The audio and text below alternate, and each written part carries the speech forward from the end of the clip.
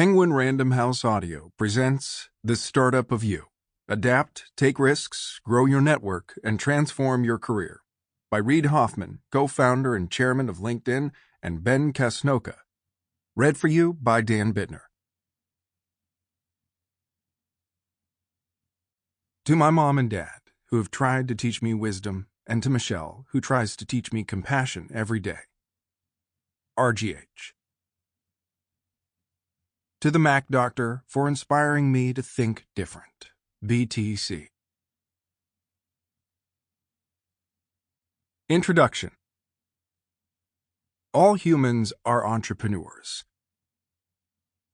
All human beings are entrepreneurs. When we were in the caves, we were all self-employed, finding our food, feeding ourselves. That's where human history began. As civilization came, we suppressed it.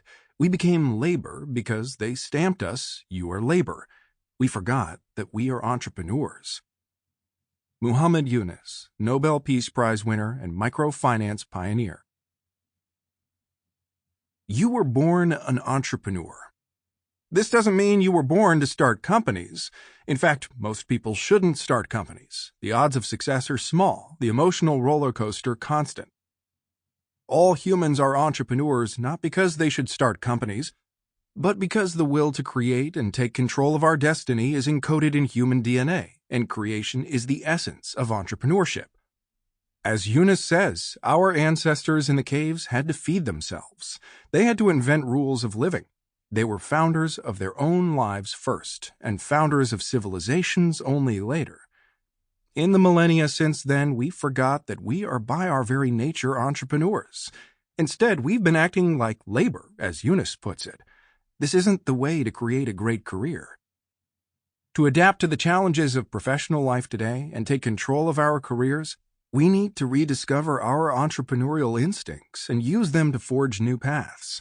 Whether you're a lawyer or a doctor, a teacher or an engineer, an Uber driver, or even a business owner, in the 21st century, you need to also think of yourself as an entrepreneur at the helm of at least one living, breathing, growing startup venture, your career. In this audiobook, we're going to help you do just that. When we published the first edition of this book in 2012, we were confident that the core idea of approaching your career as an entrepreneurial venture would have staying power. But we didn't fully anticipate that over the course of the subsequent decade, this central tenet would become even more relevant and important for everyone. As we write this in 2022, we have entered a brave new professional world. Massive, large-scale changes have occurred, from where we work to how we communicate, to shifts in culture, to political upheavals, to global pandemics. This updated edition addresses these recent developments. This book is not a job hunting manual. You won't find tips and tricks on how to format your resume or how to prepare for a job interview.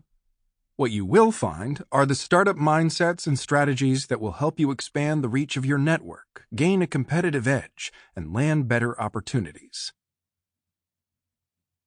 How did we get here? In the United States and other developed economies, the latter half of the 20th century offered career trajectories for educated workers that worked like an escalator. After graduating from college, you landed an entry-level job at the bottom of the escalator at an IBM or a GE or a Goldman Sachs. There, you were groomed and mentored, receiving training and professional development from your employer. As you gained experience, you were whisked up the organizational hierarchy, clearing room for the ambitious young graduates who followed to fill the same entry-level positions you and your peers had moved up from. So long as you played nice and performed relatively well, you rose steadily up the escalator, and each step brought with it more power, income, and job security. Eventually, around age 65, you stepped off the escalator, allowing mid-level employees to fill the same senior positions you just vacated. You, meanwhile, coasted into a comfortable retirement financed by a company pension and government-funded retirement program. People didn't assume that all of these steps necessarily happened automatically, but there was a sense that if you were basically competent, put forth a good effort, and weren't unlucky, the strong winds at your back would eventually lift you to a respectably high level. For the most part, this was a justified expectation. You didn't have to be entrepreneurial. You just had to go to work and meet expectations.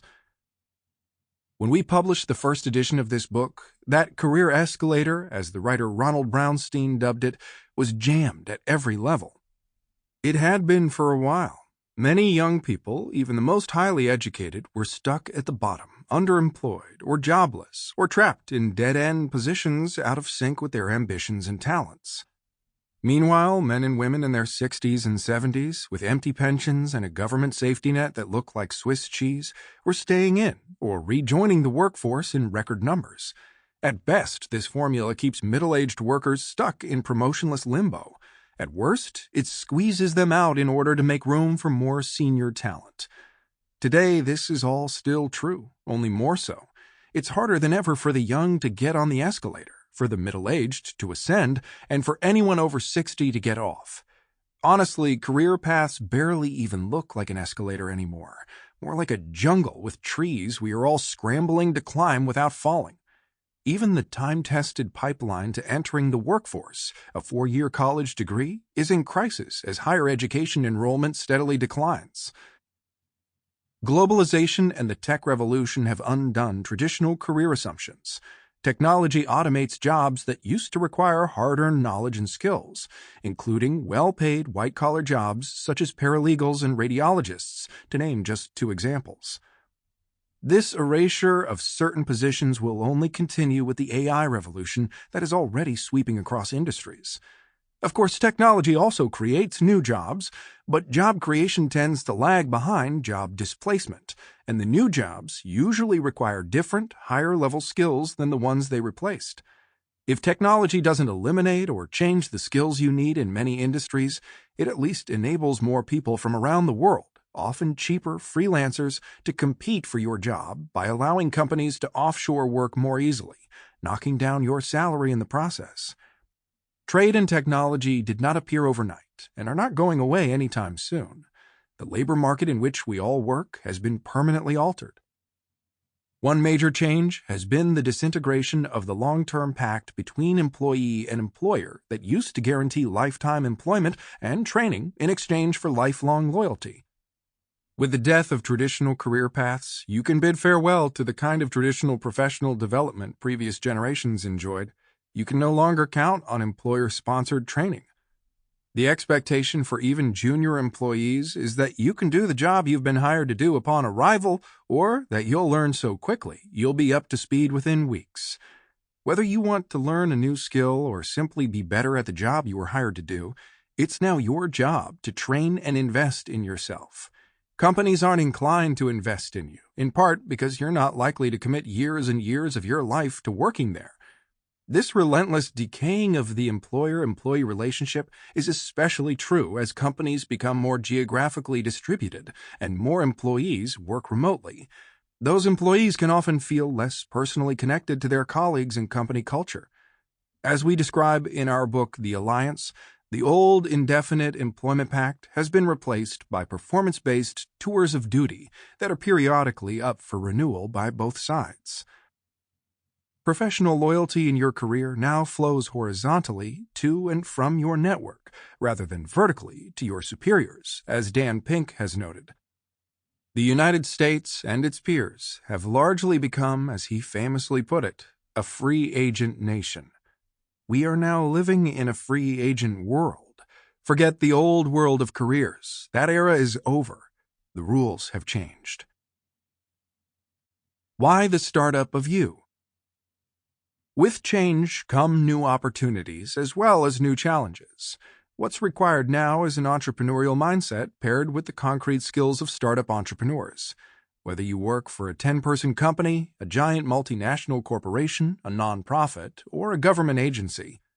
Whether you run your own business or work for several different outfits as a consultant or freelancer, if you want to seize the new opportunities and meet the challenges of today's fractured career landscape, you need to think and act like you're running a startup, your career. Why the startup of you? When you start a company, you make decisions in an information-poor, time-compressed, resource-constrained environment. There are no guarantees or safety nets, so you take on a certain amount of risk. The competition is changing. The market is changing. The life cycle of startups is usually fairly short. Sound intense? Well, Sample complete. Ready to continue?